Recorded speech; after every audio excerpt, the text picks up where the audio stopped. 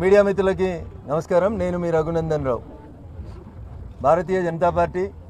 గౌరవనీయులు నరేంద్ర మోడీ గారి నాయకత్వంలో భారతీయ జనతా పార్టీ జాతీయ అధ్యక్షులు గౌరవనీయులు నడ్డా గారు, అమిత్ షా గారు, కేంద్ర నాయకత్వం నాపైన అచంచలమైనటువంటి విశ్వాసంతో భారతీయ జనతా పార్టీ నుంచి మెదక్ పార్లమెంట్ అభ్యర్థిగా పోటీ చేయడానికి అవకాశం కల్పించడం జరిగింది. భారతీయ జనతా పార్టీ జాతీయ నాయకత్వానికి శిరస్సు వంచి నమస్సుమాంజలు తెలియజేస్తా ఉన్నాను. 2001 ఏప్రిల్ 27వ తారీఖు రోజు రాజకీయాల్లోకి అడుగుపెట్టినటి నుంచి ఈ రోజు వరకు పేద ప్రజల గొంతుకగా మెదక్ జిల్లా సమస్యలే నా ఎజెండాగా దాదాపు 23 సంవత్సరాలుగా ఈ జిల్లాలో ఎక్కడ ఎవరికి ఎప్పుడు సమస్య వచ్చినా పేద ప్రజల గొంతుకగా నిలబడేందుకు ప్రయత్నించిన నన్ను ఇంత గొప్ప పరిస్థితులలో ఇంత గొప్పగా ఆశీర్వదించినటువంటి మెదక్ పార్లమెంట్ నియోజకవర్గ ఓటర్ మహాశయులకి నా గెలుపు కోసం అనునిత్యం సూర్యుడు బగబగ మండుతుంటే కూడా సూర్యునితో పోటీపడి రగన్న గెలిస్తే నేను గెలిచినట్టని నమ్మి ఇక్కడ ఎవరు మాకు శాసనసభ్యులు లేకున్నా ఒక మాజీ ముఖ్యమంత్రి, మాజీ ఆర్థిక మంత్రులు, పెద్ద పెద్దోళ్ళు ఈ జిల్లాలో ఉన్నప్పటికీ కూడా చిన్నోళ్ళమే అయినప్పటికీ కూడా మా కార్యకర్తలు 7 శాసనసభ నియోజకవర్గాల పరిధి లోపల రగన్ననే నేను అనుకొని నా గెలుపు కోసం శ్రమించినటువంటి ప్రతి భారతీయ జనతా పార్టీ కార్యకర్తకు, కుటుంబ సభ్యులకు, ఆత్మీయులందరికీ కూడా శిరస్సు వంచి శతకోటి వందనాలు, పాదాభి వందనాలు తెలియజేస్తూ ఉన్నాను. ఈ ఎన్నికలు ముఖ్యంగా మెదక్ పార్లమెంటుకు జరిగినటువంటి ఎన్నికలు ధనబలానికి, వ్యక్తుల అహంకారానికి జరిగినటువంటి ఎన్నికల లోపల ప్రజలు జనబలం కాదు మా గొంతుకగా నిలబడే రఘునందన్ వైపు మేము నిలబడతామని అన్ని నియోజకవర్గాల ప్రజలు గొప్ప మనసుతో నన్ను ఆశీర్వదించారు. ఏ నమ్మక, ఏ విశ్వాసం అయితే నా మీద ఉంచి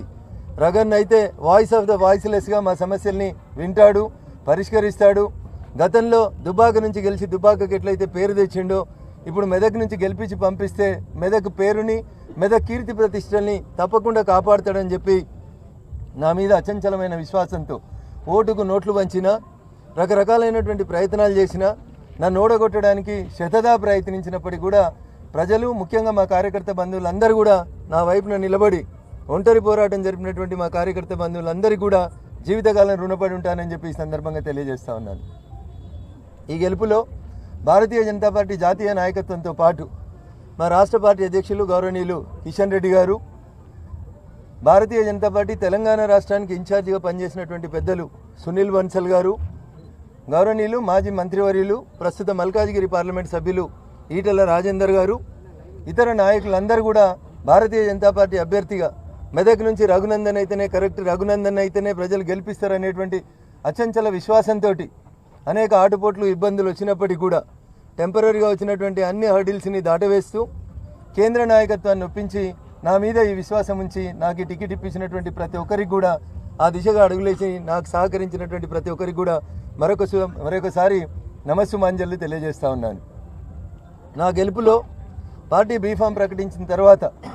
పెద్దలు ఈ దేశ ప్రధాని నరేంద్ర మోడీ గారు అల్లాదుర్గంకి వచ్చిన సభ కానీ,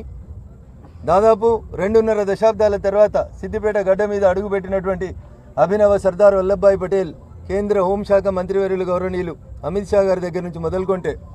నా నామినేషన్ పర్వంలో పాల్పంచుకున్నటువంటి గోవా ముఖ్యమంత్రి గౌరవనీయులు ప్రమోద్ సావంత్జీ, రాష్ట్ర అధ్యక్షులు గౌరవనీయులు కిషన్ రెడ్డి గారు, మొదటిసారి కిషన్ రెడ్డి గారు మెదక్లో మాట్లాడుతూ 1999లో ఆ రోజు మెతుకు సీమ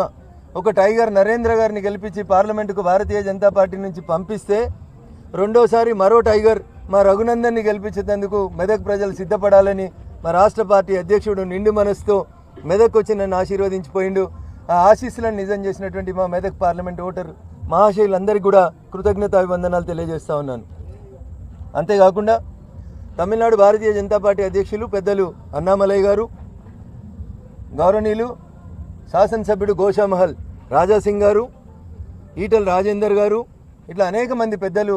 రాష్ట్ర పార్టీ నుంచి వచ్చిన ఎన్నికల ప్రచార పర్వంలో పాల్గొని ప్రతి నియోజకవర్గం